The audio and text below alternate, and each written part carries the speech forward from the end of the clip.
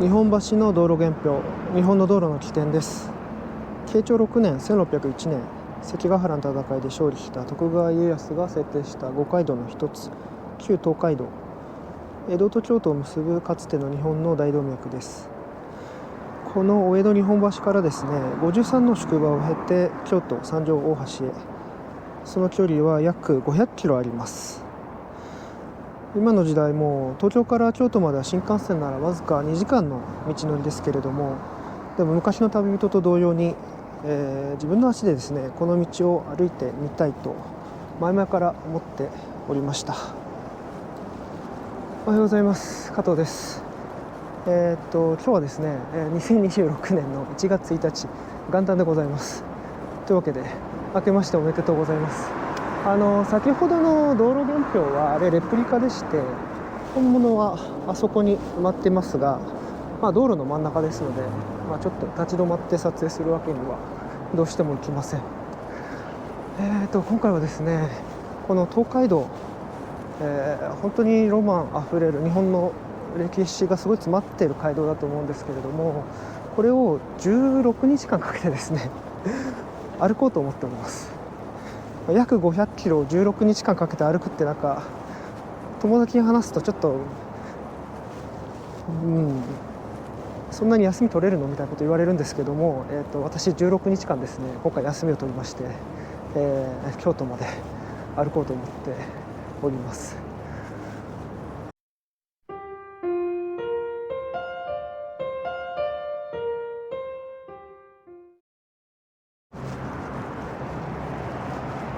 この旧東海道ですけれども、この日本橋から始まって京都に行くまでに53の宿場があります。1日目はですね4番目の宿場である保土ヶ谷宿まで、32キロほど歩くつもりです。というわけで、16日間長いですけれども、よろしければぜひお付き合いください。どうぞよろしくお願いします。ここ日本橋はですね、もうすぐそこに東京駅が見れるような、すごいいい立地でして、名実ともに日本の中心地でございます。そこからもう一つの日本の中心地京都と大阪までこの道はずっとつながっているというわけですね。この街道は、国道1号線が、ちょっとあっちの方からあるんですけれども、国道1号線がですね、京都大阪までつながっているんで、今はその国道1号線がその東海道の役割を果たしておりますが、昔車が通る前ですね。今回は車が通る前の旧東海道を京都まで歩こうと思っております。いやー、本当に日本晴れじゃないですけれども、めちゃくちゃ天気が良くて良かったです。1日目から雨が降っちゃうとすごい大変ですからね。というわけで晴天の中をちょっと、京都まで歩いてみたいと思います。というわけで東京から京都まで歩き始めました。東京日本橋から京都の三条大橋まで53の宿場を通って16日かけて歩きます。江戸時代に整備された東海道53次。昔の人はだいたい2週間で歩いたそうですが、現代人の自分は16日かけて歩くことにしました。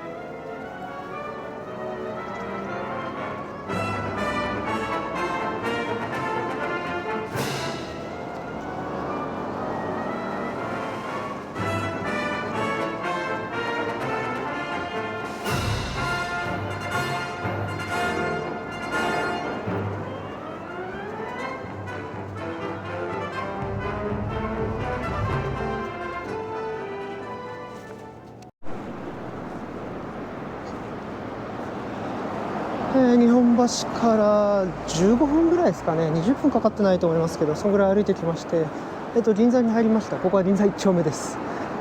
いや、それにしてもいつもお客さんでごった返している銀座ですけれども、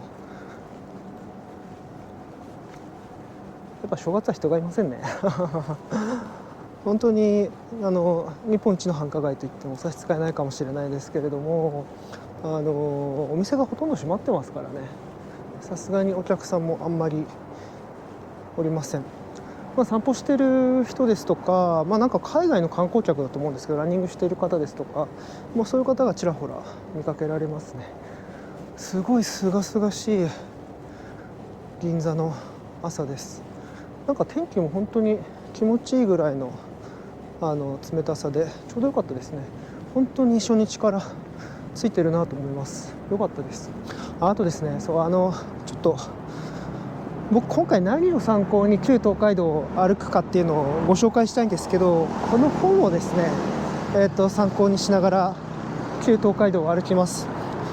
この五街道ウォーク八木牧郎っていう方が書いたちゃんと歩ける東海道53次っていうのがありましてですね、旧東海道を、今の地図だとここをこういう風に行くとここが以前旧東海道だった場所だよみたいなのをかなり細かく示してくれているそういうマップが入ってる本でして、いくつか本読んでみたんですけど、これより多分ちゃんと詳細に書いてあるものって、なかなかないかなと。これが一番分かりやすくすごく歩きながらでも見やすいものだったんで、これを参考にしながら東海道を歩いてみようと思います。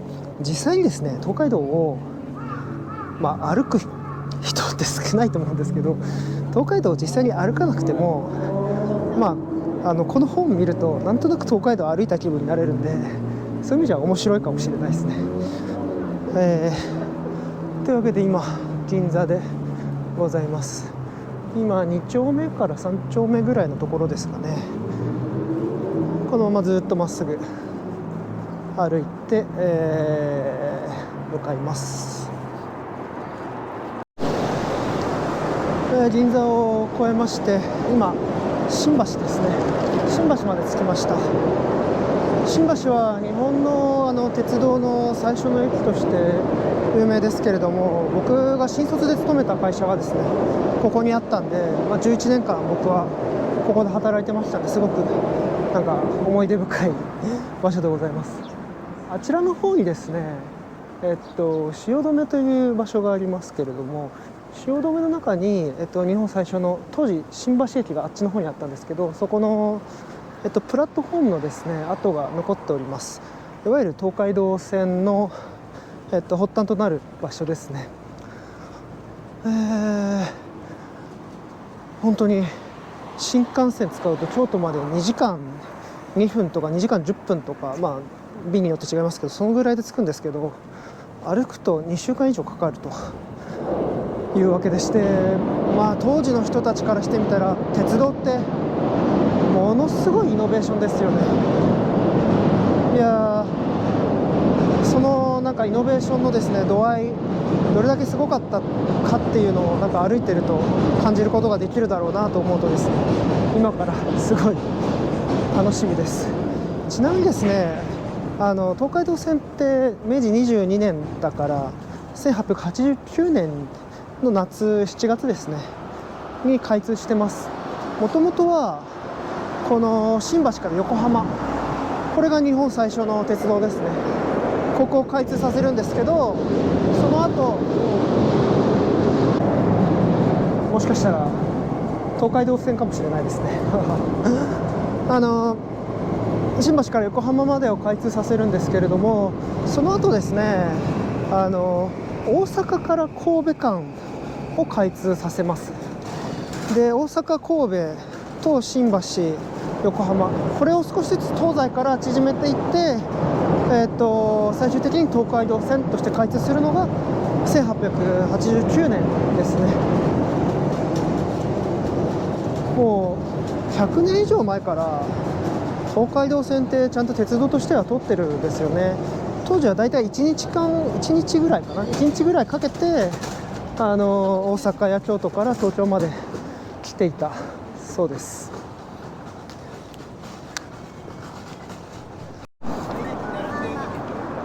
新橋を出まして、隣の町浜松町大門に来ました。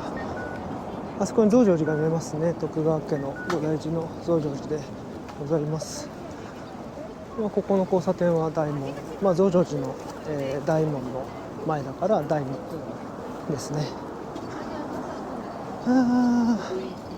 浜松町はですね、昔ここを治めてた名主の方が浜松町出身の方だったそうでして、浜松町じゃないか、浜松市ですね、今でいうところの静岡の浜松の出身でして、ここは浜松町と名付けられたらしいです。いやー、日本橋から出て1時間近く歩いてきました。少し汗ばんできましたね。ちょっとずつ暑くなってきました。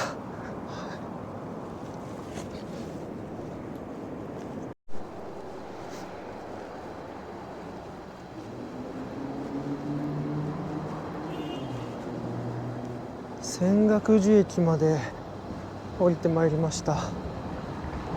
なんかすごい工事やってるな。ここが新しくできた山手線の駅、高輪ゲートウェイ駅ですね。すごい再開発中で、辺り一帯すごいことになってますね。でこれが、高輪大木戸跡という、ものになります。これも東海道の名残っちゃ名残ですね。ここは書いてありますね。高輪大木戸跡、1710年に芝口村に建てられたのが起源であると。現在ここに建っているのは1792年とか、諸説あるって書いてありますね。でも1724年とも書いてあるな。諸説ある。なるほど。ここがですね、昔は、江戸の境界線でした。ここにでっかい門があって、朝の6時に門が開いて、夜の6時に門が閉まると。だからその間は行き来できるけれども、朝6時より前、もしくは夜6時より後は、この江戸の外にこの門から出ることができなかったという江戸の境界線ですね。ですから昔はここら辺の辺りに結構飲食店とか、旅籠とかそういうところが結構あって、すごい賑わってたみたいです。今はなんかそういう飲食とかよりもなんかビジネスタウンって感じですけどね。ビジネスタウンとマンションがいっぱいあるような街です。というわけで、ここがかつての江戸の境界線でした。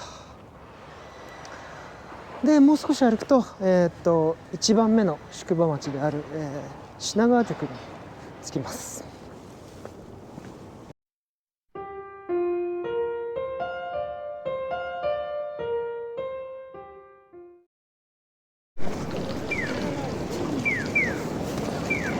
というわけで品川駅に着きました。ここは東海道新幹線の東京駅の次の駅ですね。東海道の、1番目の宿場町であります。先ほどの高輪の大木戸に間に合わない人たちなんかも結構ここに泊まったりして、きっとすごい盛況だったんでしょう。ここから新幹線に乗ると京都までは2時間ですけれども、自分は16日間かけて歩いて京都に向かいます。ちなみにですね、ここに、品川プリンスホテルがありますけれども、これはですね3680室ありまして、日本では最大の室数を誇るホテルとなっております。単体で、最大の室数という意味ですね。そういう意味でもやっぱり品川っていうのは今でもまだまだ交通の要衝だっていうことなのかなと思います。なんかこの本によるとですね、江戸時代後期の記録によれば、ここにはホテルが93軒も当時あったそうです。はい、というわけで、ここから東海道どんどん下って神奈川の方に向かってまいります。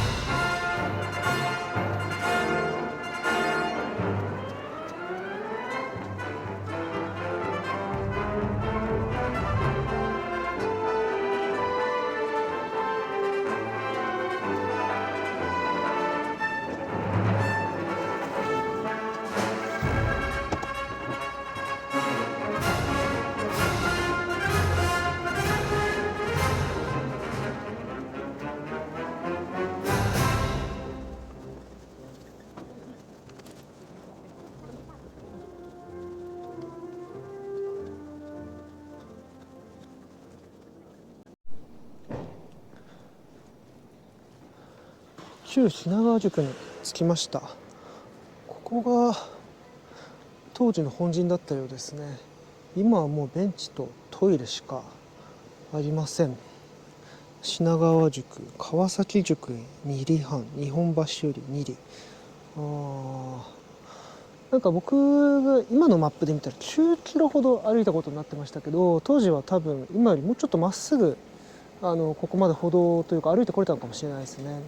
2里、つまり8キロってことだと思いますけど、僕は9キロぐらい歩いてきました。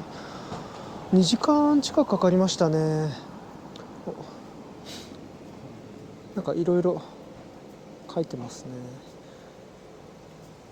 東海道の玄関口として栄えたと。ちょっとですね、なるべくゆっくり歩くようにしてましてなるべく遠くへ行こうと思うと、これマラソンとかでも一緒だと思うんですけれども、自分が行けると思う速度よりももっとゆっくり、なるべく落としてゆっくりやっていった方が最終的には長く歩きやすい、もしくは長く走りやすいと思いますので、ちょっとそういう風にしております。とりあえずあれが1番目の、宿場である品川宿ですね。次は2番目である川崎宿まで向かいます。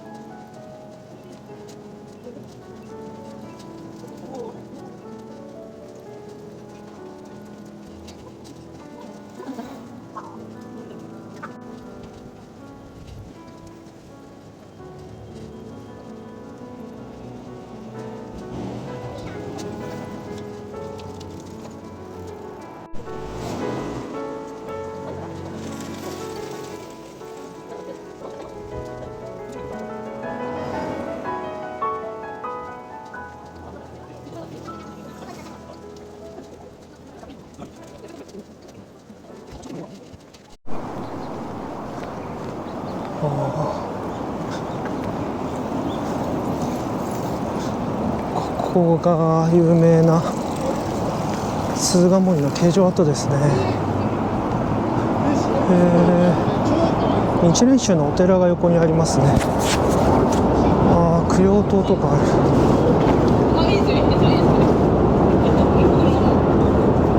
る。水難者供養、これは形状と関係ないか。でもすごい火あぶり台の話とか貼り付け台の話とか書いてありますね。ここが江戸時代の日本の三大形状と呼ばれた鈴ヶ森の形状の跡ですね。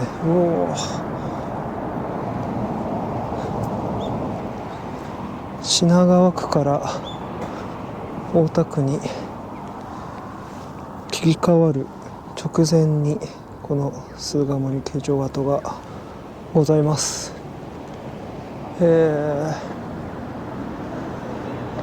鈴ヶ森遺跡と書いてありますね。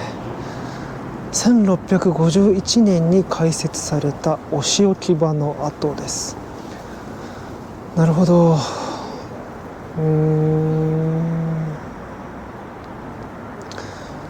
結構有名な何ですかね、演劇の題材になったりとか歌舞伎の題材になったりとか、あとは有名な歴史上の人物とかがここで処刑されたこともあったりするんで、いやー、なんだかんだ何かで見たことある人多いと思うんですけれども、結構ここら辺のそこら辺の道路とか僕よく通るんですけど、ここ来たことなかったですね。意外とこんなこじんまりとしてるんだな。この一角しかないですもんね。へえ。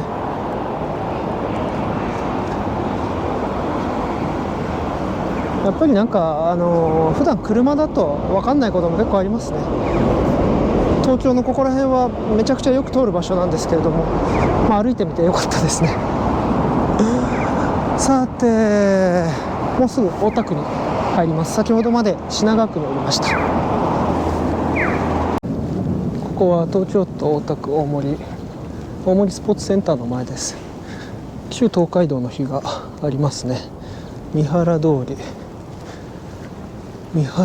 り北商店会と書かれてます。このすぐ一本向こうがですね、京浜道なんでものすごいでっかい幹線道路です。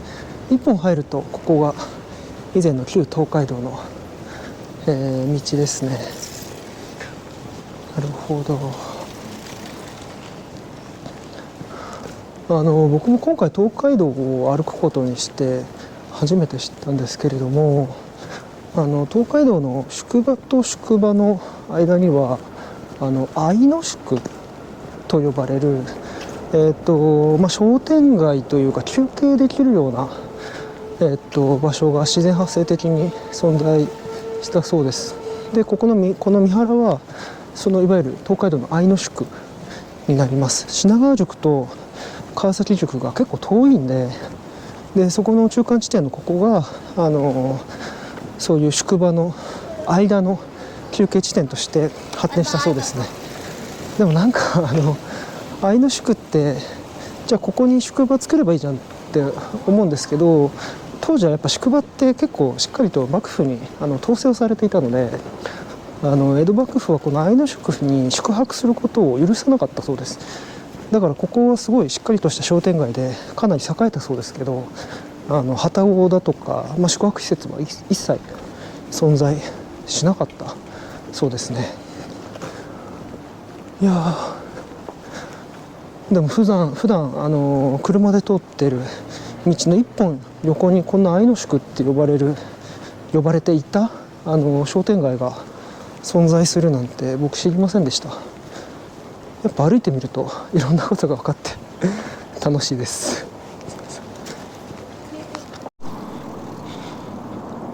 今京急蒲田駅を通り過ぎました。あそこに横浜川崎と書いてありますけれども、もうちょっとであと3キロくらいですかね。で川崎に着きます。2番目の宿場町川崎ですね。歩くと結構遠いですね。ももの裏が早速少しパンパンになってきました。いや京急蒲田は羽田空港に直結してますんで、直結っていうか空港ラインが出てますんで、羽田空港にも近い場所ですね。羽田空港もう神奈川県と東京都の、県境みたいなところにありますんで、もうすぐ東京を出て神奈川県にたどり着きます。ようやく六郷神社まで来ました。あっちの方にですね六郷橋があります。それを渡ると、東京都から神奈川県に渡れるという感じです。いや先ほど調べながら歩いていて思ったんですけど、あそこにある六郷神社ってもうなんか創建から1000年ぐらい経つそうですね。いややっぱりなんていうか、そこら辺にふらっとある寺でもなんか大きくて結構残ってるものって1000年とか歴史があって、やっぱりすごいなと思います。それだけここの六郷橋は大事な場所だったんだろうなと思います。やっぱりここを抜けていかないとなんていうか東京方面から西に行くのって結構難しいですもんね。六郷以外にもあっちの方にもですねいろんな橋があったりするんですけれども、やっぱ街道沿いっていう意味ではこの東海道ではこの6号を使わないとなかなか向こうに渡れません。もっともっと向こうに行くと中原街道っていうのがあって、そっちの方にも立派な橋がかかってますけれどもね、いやー、それにしてもようやくこれを越えれば神奈川県川崎市です。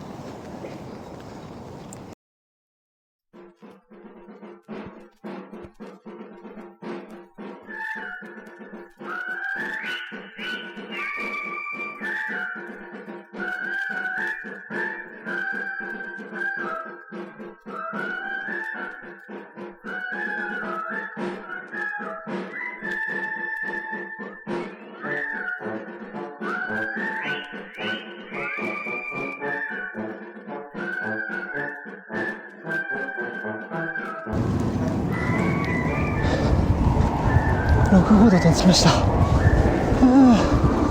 日本橋から歩いて17キロくらいですね。これが6号土手です。そこら辺が川崎ですね。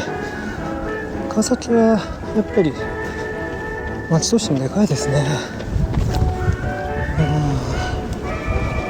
日本で最初の駅っていうのは、新橋と横浜ですけれども、新橋と横浜の中間地点であるこの川崎、これが日本で3番目にできた駅です。ですから結構発展してるんですよね。東京の外になっちゃうんですけど、いや、僕は神奈川県の生まれなんで地元に帰ってきました。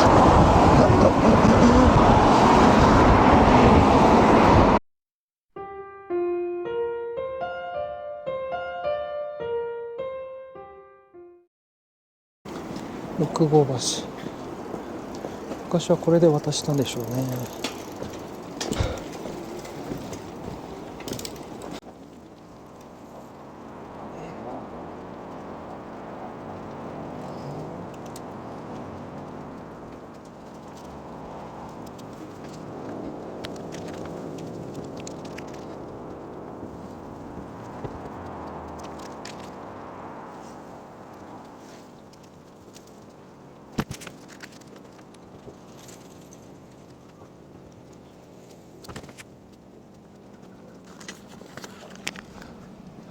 というわけで東海道2番目の宿場川崎宿に来ました。なんかいろいろ書いてありますね。そうそう、田中本陣、佐藤本陣、川崎宿中野本陣、川崎宿は結構でかい宿場町だったんで本陣がいくつかあるんですよね。本陣っていうのは大名とか偉い人たちが泊まる、宿みたいな、そういうとこですね。つまりちゃんとしたなんていうか宿ですかね。宿場町によるんですけれども、やっぱ本陣が1個あるところもあれば、本陣がもう3つも4つもいっぱいあるところとか結構あります。川崎は比較的多い場所ですね。いやというわけで東海道2番目の宿場町川崎宿に来ました。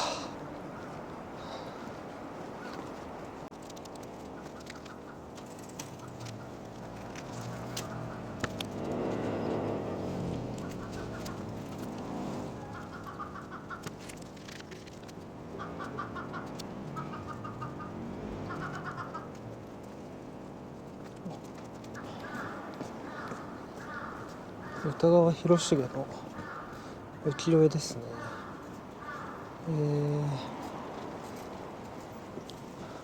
川崎の宿場町っていうのは、東京、江戸がすぐそこだから、なんか当初は結構素通りされちゃう、あんまりにぎわいのない宿場町だったそうです。さっき渡ってきた6号の橋があると思いますが、あそこが大雨で流されちゃったことがありまして、で流されちゃった後は防衛を理由にですね、橋を架けないで、今度はそれ以降は渡し船になりました。その関係で、ここは私を控えた宿場町としてすごい栄えたという、そういう経緯がございます。旧東海道の碑がありますね。あ、ここが田中本陣跡か。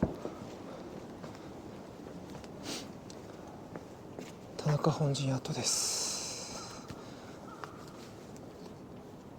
川崎塾の3つある本陣の中でも最も古くからあったというそうですね。はい、というわけで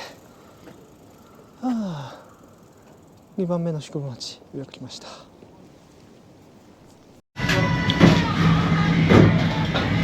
いや、うまそうです。久しぶりにスター丼食べちゃいました。いや、年末年始はすごくチェーン店が助かりますね。というわけで、保土ヶ谷まではですね、あと15キロぐらいです。あと15キロぐらい歩きます。多分3時間ぐらいで行けるかなと思いますので、3時間ぐらい歩き続けたいと思います。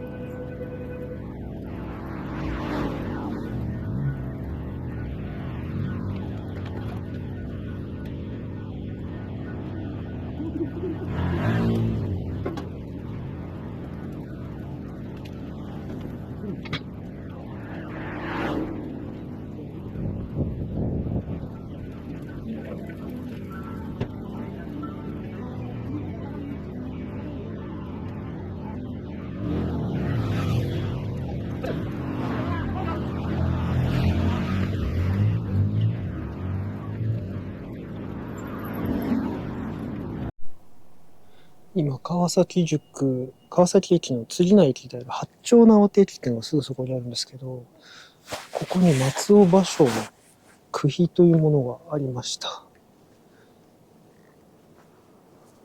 なんでも松尾芭蕉は江戸から、胡蝶の伊賀に帰るときに、この川崎塾に立ち寄って、この句を読んだそうです。無理の方を頼りにつかむ別れかな。友人たち、門弟たちとの惜別の思いをこの句に託したって書いてありますね。これを5月に書いて、10月には大阪で死んじゃったそうなんで、寂しさの感じられる俳句ですね。はい、というわけで、今、そこ八丁縄手です。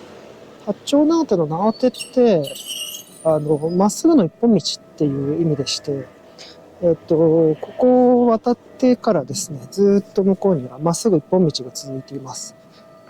ここからは川崎市を抜けてですね、横浜市の鶴見に至るまでは、ずっと一本道です。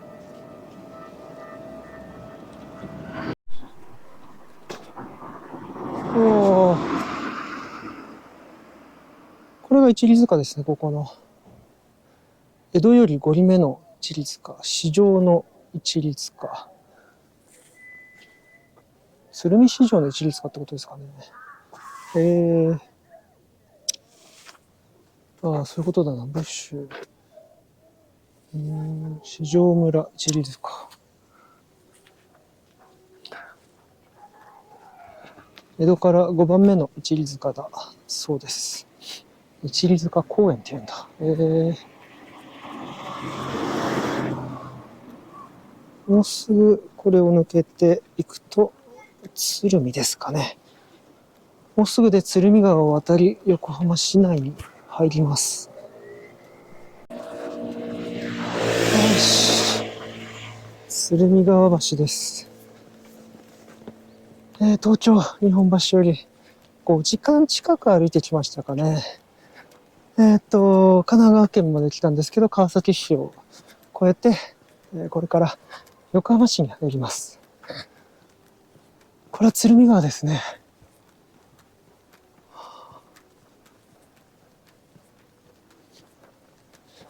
横浜市は僕が生まれ育った町でもありますので、戻ってこれるのは大変嬉しいです。鶴見か。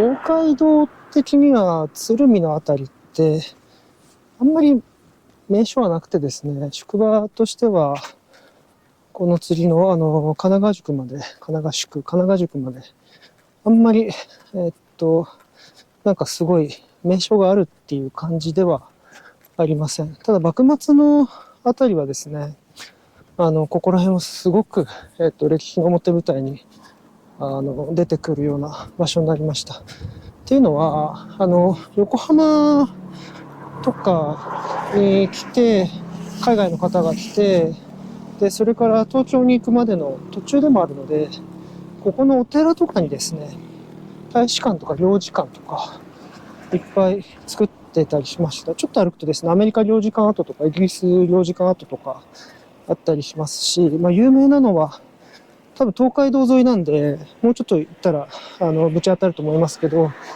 生麦事件のあった生麦事件の日とか、そういうのが立っている場所とかがあったりします。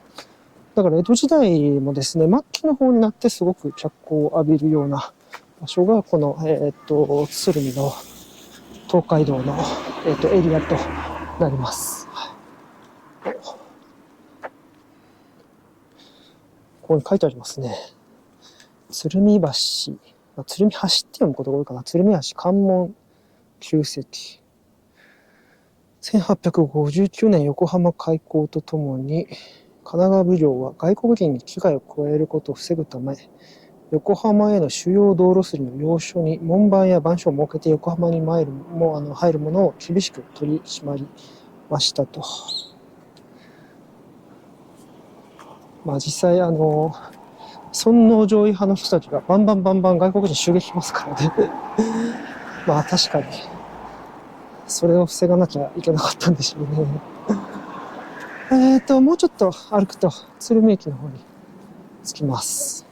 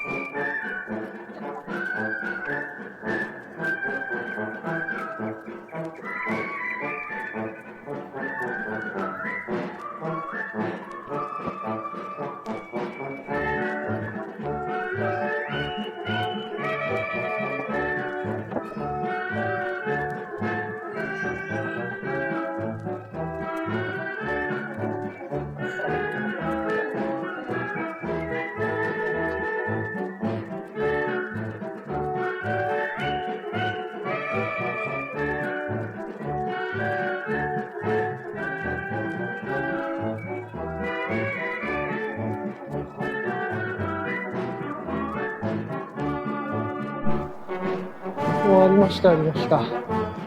生麦事件ですね。これ我々横浜市民というか横浜出身者の間ですごい有名な場所でして、ここキリンビールの工場なんですよ。で今はキリンビールの工場なんですけど、ここで生麦事件が起こった場所として知られております。1862年9月って書いてありますね。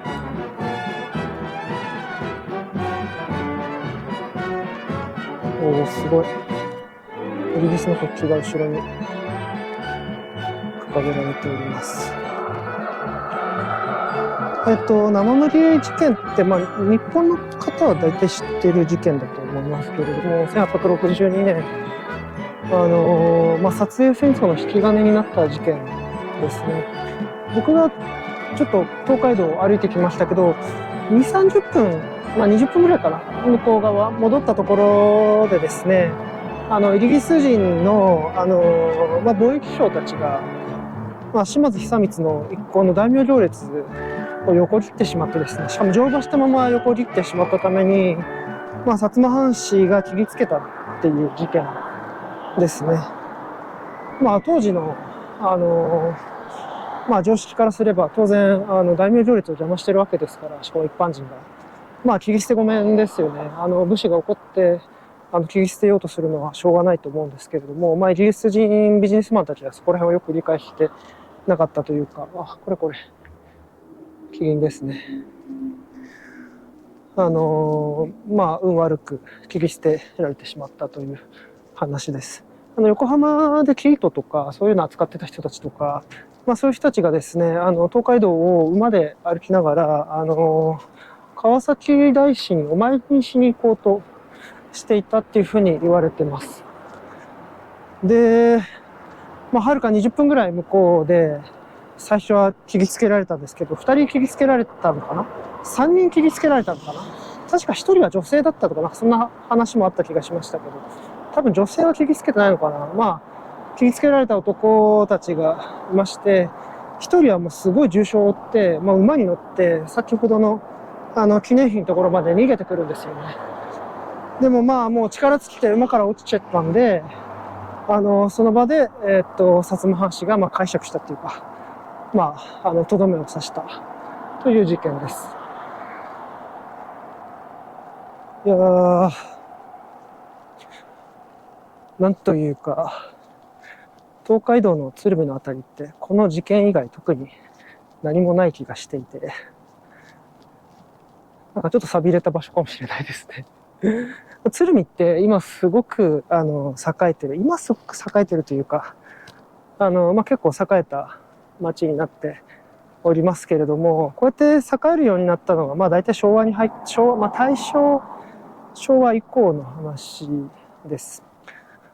まあセメント工場とかがいっぱいできたりとか、まあ京浜工場地帯ですね。ここがすごく発展していったので、まあ鶴見っていうのは、その工場の町として、今では、でっかい町ですけれども、まあ、当時、それこそ生麦事件の時の資料とか見ると、もう本当なんか田舎の農村で何もないみたいな。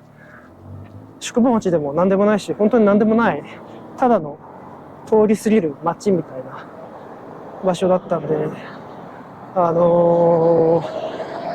あ東海道、江戸時代に東海道を歩いてた人たちにとっては、まあなんてことない場所だったでしょうね。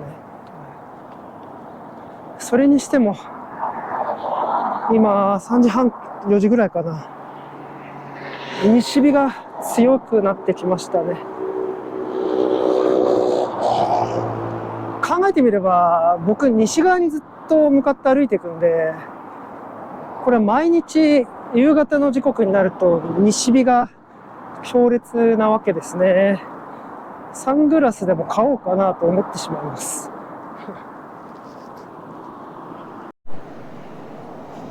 浦島公園、浦島町まで着きました。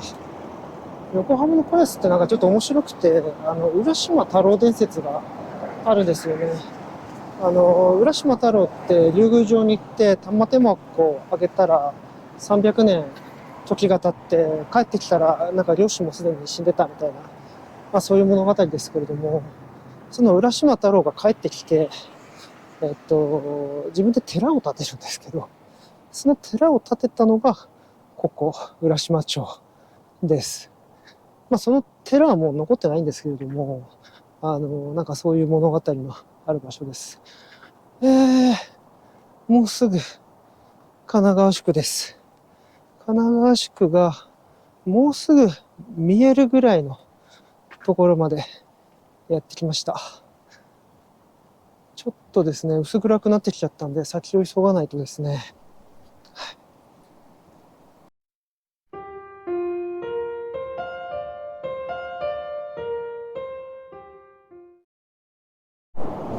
横浜駅が見えてきました。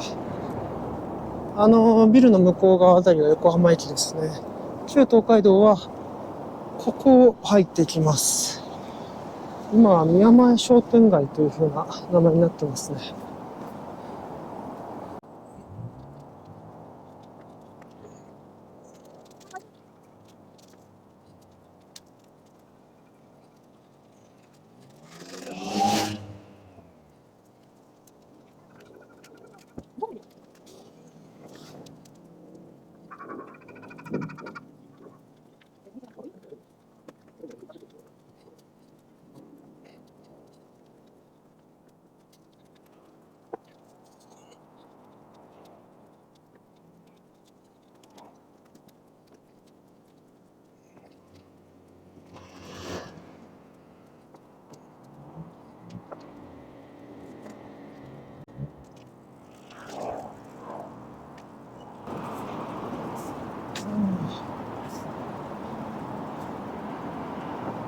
神奈川駅に着きました。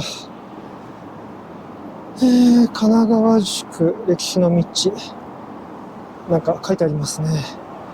でも本当の、川崎じゃないや、神奈川宿はもうちょっとあっちの方に本陣があります。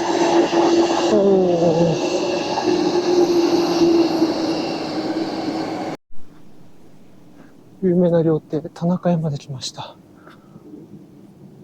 牛鍋で有名な料亭ですね。坂本龍馬の妻のお龍さんが、坂本龍馬が亡くなった後ここで働いていたということです。この浮世絵がすごく有名だと思いますけれども、こうやって軒が並んでますよね。で、こう坂がきついところで、いわゆる飯盛り女、追い女とか言ったりもしますけど、この人たちにお客さん、東海道を行く人たちが、追いはぎ、追い袖とか言ったりしますかね。捕まえられて、お店に寄って行ってくれって言われてるところですね。それがこの坂です。本当は横浜のそのメインストリートってここだと思うんですけれども、だいぶ寂しいというか、今はもう完全に商業地区ではなくて、住宅地になってますね。本当の横浜駅は、こっちの方に5分ぐらい歩いたところにありまして、街の賑わいは神奈川県で一番となっております。ですが、ここはもう完全に住宅地ですね。マンションが立ち並ぶ旧東海道の面影をあまり残さない場所となってしまっております。田中屋ぐらいしかもう残ってないんじゃないですかね。あとは寺がいくつかあるぐらいです。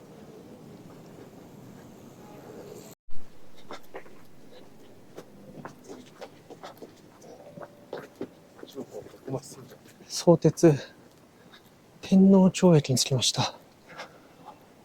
次の目的地である保土ヶ谷まであと20分ぐらいですかね。ここずっと南下していけば保土ヶ谷の本陣があります。まだ6時なんですけど、やっぱ1月なんか日の入りが日が没するのが早いですね。もう暗くなっちゃいました。いやー、天王町駅を過ぎます。あと、そういえば、ちょっと先ほど忘れてましたけれども、東海道の3番目の宿場、神奈川宿の本陣跡、撮影するの忘れてましたね。スルッと通り抜けてっちゃいました、僕。でもその旧東海道沿いをずっと歩いてきてるんです。ちょっと前に通ったって感じではあるんですけれども、ちゃんと撮影すればよかったです。残念でした。なんか、天王町駅、ちょっと東海道っぽいものがありますね。なんだろう、これ。いやー。何なのかわかんないですけれども、東海道沿いってやっぱり、地元の人が結構なんか、東海道の歴史を大事にしていて、なんかああいう昔っぽい、江戸時代っぽいものを、モニュメントとして置いてるところが多いですね。今の国道の車が通れる場所と違う場所に道路があったりするんで、ここは僕の地元横浜市ですけれども、いや、全然歩いたこともなかったし、そんなモニュメントあるんだみたいな感じで、やっぱ街道歩きってすごく楽しいですね。まだ1日目ですけど。いや、それにしても、足が結構疲れてきました。いや。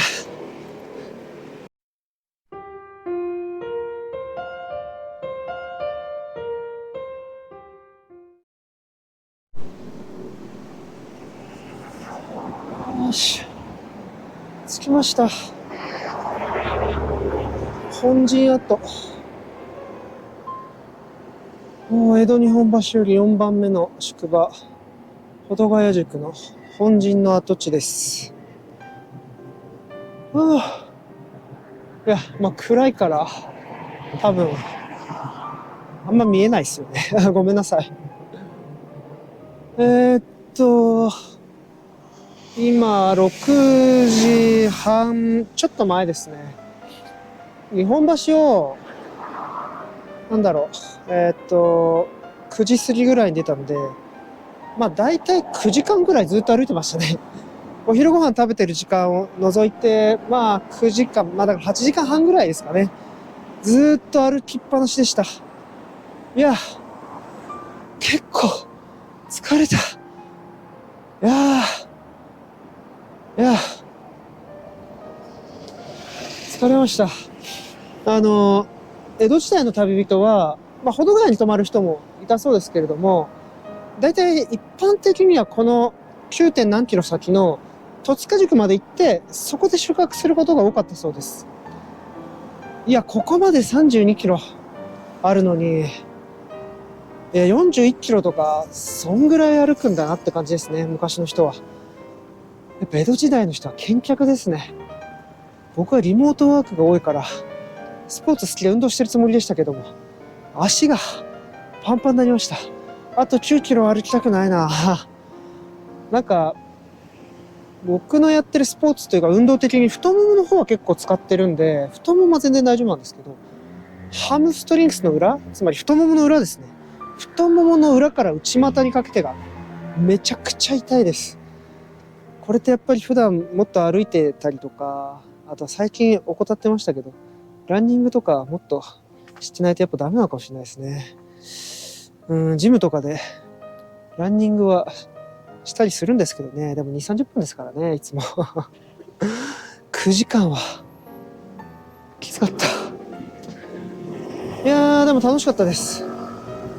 でもちょっと怖いのは、今日は32キロなんですけど、日によっては僕40キロ近く歩くことにしてたりもしてるんで、ちょっと計画的になんか破綻しないかなってところが怖いですね。やっぱ東海道歩く人は、一回1日30キロぐらい歩くの試してみた方がいいですね。僕10キロとかは、15キロとか普通に歩くの試してみて、全然問題ないやと思ってたんですけど、30キロはちょっとやっぱ違いましたね。結構きついっす。はい。というわけで正月から東海道を歩いております。明日はこの保土ヶ谷から、平塚まで歩くつもりです。でですね、まあ、ここまで横浜市内ですけれども、僕は神奈川県民なんで、この保土ヶ谷からですね、まあ、3、40分ぐらいで自宅帰れちゃうんですよね。電車使うと。なので、今日はどこにも宿泊しないで、一旦自宅に帰って、で、それで翌朝またここに来て、それからまた歩き出します。はい。というわけで、じゃあ今日はここで失礼します。どうぞ今年もよろしくお願いします。失礼します。